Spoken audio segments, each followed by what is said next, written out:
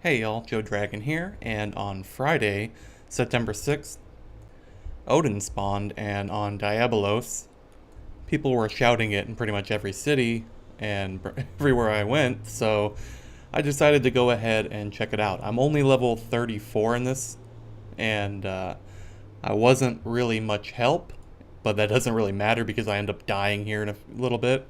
Um, But I decided, even though I was dead, and people weren't going to res a lower level person because it's a level 50 fate, would just record the whole thing so you could at least see the fight. Well, as you can see, there's a lot of colors, and you can actually turn this down in your settings, which I found out during the fight, but I didn't want to, you know, stop recording to try to fix that.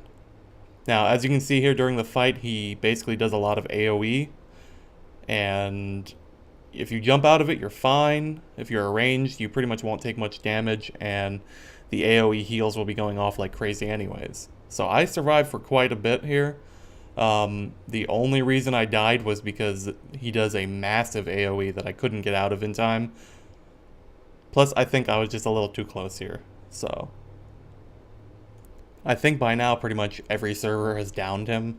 I know for the first week that the game was out, when everybody hit 50, he spawned and nobody could down him. So, but now it seems like they're not really having much trouble.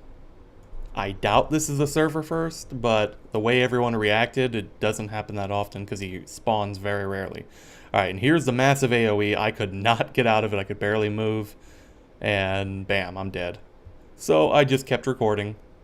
You guys can check it out. I think the AoE doesn't actually do that much damage on a full, or at least killable damage. It's not instant kill. I think it did about 1,400 points of damage to me. And that's just because I had such low health compared to all the 50s. Alright, I'm going to go ahead and speed this up a little bit. So do your best and try not to have a seizure. Also, you'll see a few times that I hid the UI just so you could see the fight a little better. As you can see, even though I'm fast forwarding the heck out of this thing, the fight takes a while. He has a lot of health.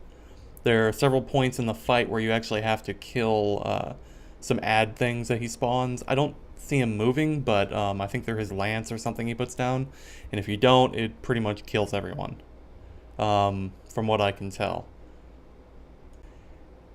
We had some pretty awesome healers, though. As you can see, everybody's pretty much topped off most of the time. Also, we had some awesome tanks. Towley, the tank, was here, the streamer from Twitch. And pretty much most of his guild that was online came by. So yeah, there was plenty of people to do it.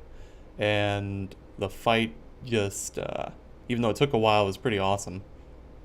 Now, from what I gathered, you get like items that drop off of him, or more accurately are rewarded from completing the fate, and you only get those items at silver and gold.